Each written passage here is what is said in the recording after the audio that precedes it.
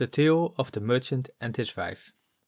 After what had happened to the donkey and the ox, the merchant and his wife went out in the moonlight to the stable, and he heard the donkey ask the ox in his own language, "Listen, ox, what are you going to do tomorrow morning, and what will you do when the plowman brings you your fodder?"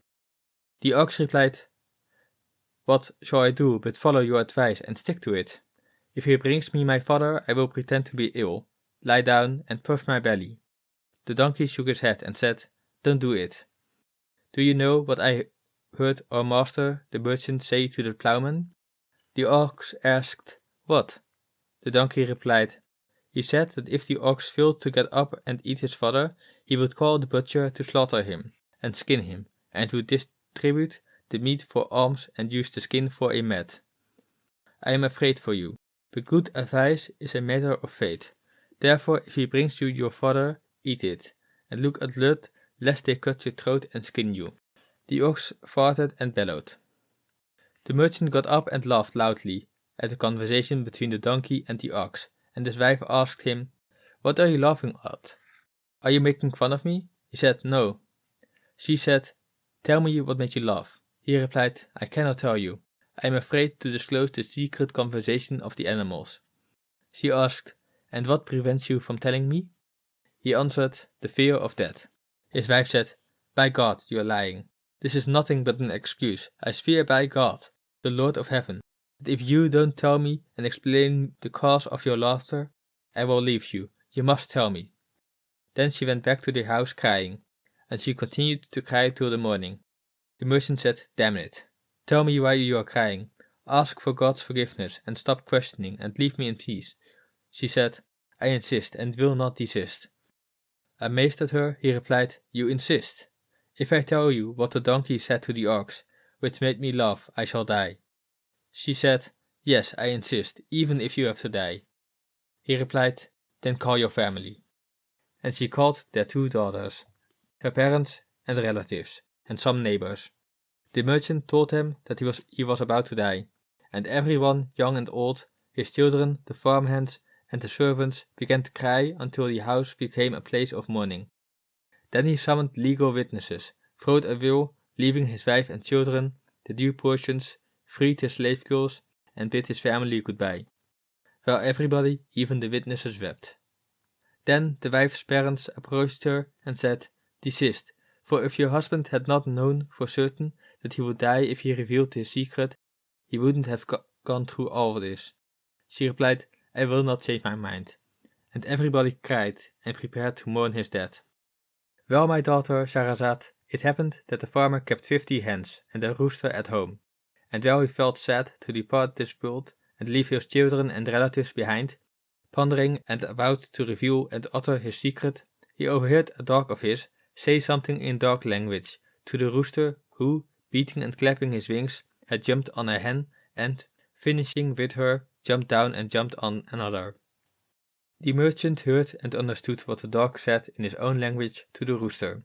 "Shameless, no good rooster, aren't you ashamed to do such a thing on a day like this?" The rooster asked, "What is special about this day?" The dog replied, "Don't you know that our master and friend is in mourning today? His wife is demanding that he discloses his secret, and when he discloses it, he will surely die. He is in this predicament, about to interpret to her the language of the animals, and all of us are mourning for him, while you clap your wings and get off one hen and jump on another. Aren't you ashamed?" The merchant heard the rooster reply, "You fool, you lunatic. Our master and friend claims to be wise, but he is foolish, for he has only one wife, yet he does not know how to manage her." The dog asked, "What should you do with her?" The rooster replied, "You should take an oak branch, push her into a room, lock the door, and fall on her with a stick, beating her mercilessly until he breaks her arms and legs and she cries out, 'I no longer want you to tell me or explain anything.' You should go on beating her until he cures her for life, and she will never oppose him in anything. If he does this, he will live and live in peace, and there will be no more grief, but he does not know how to manage." Well, my daughter Shahrazad, when the merchant heard the conversation between the dog and the rooster, he jumped up and, taking an oak branch, pushed his wife into a room, got in with her, and locked the door. Then he began to beat her mercilessly on her chest and shoulders, and kept beating her until she cried for mercy, screaming, "No, no, I don't want to know anything. Leave me alone, leave me alone. I don't want to know anything," until he got tired of hitting her and opened the door. The wife emerged penitent, the husband learned good management, and everybody was happy, and the morning turned into a celebration. "If you don't relent, I shall do to you what the merchant did to his wife." She said, "Such tales don't deter me from my request. If you wish, I can tell you many such tales. In the end, if you don't take me to King Shahryar, I shall go to him myself, behind your back, and tell him that you have refused to give me to one like him, and that you must have begrudged your master one like me." The vizier asked, "Must you really do this?" She replied, "Yes, I must." Tired and exhausted, the vizier went to King Shahryar, and kissing the ground before him, told him about his daughter, adding that he would give her to him that very night.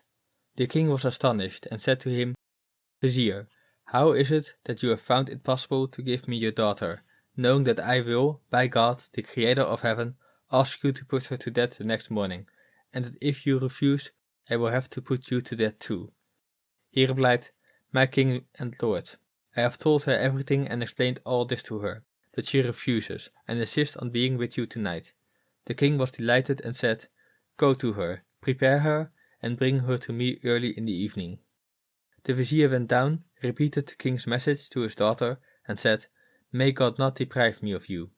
She was very happy, and, after preparing herself and packing what she needed, she went to her younger sister, Dinazad, and said, "Sister, listen well to what I am telling you. When I go to the king, I will send for you. And when you come and see that the king has finished with me, say, 'Sister, if you are not sleepy, tell us a story.' Then I will begin to tell a story, and it will cause the king to stop his practice, save myself, and deliver the people." Dinazad replied, "Very well." At nightfall the vizier took Shahrazad and went with her to the great king Shahryar. But when Shahryar took her to bed and began to fondle her, she wept, and when he asked her, "Why are you crying?" she replied, "I have a sister, and I wish to bid her goodbye before daybreak." Then the king sent for the sister, who came and went to sleep under the bed. When the night wore off, she woke up and waited until the king had satisfied himself with her sister, Shahrazad, and they were by now all fully awake.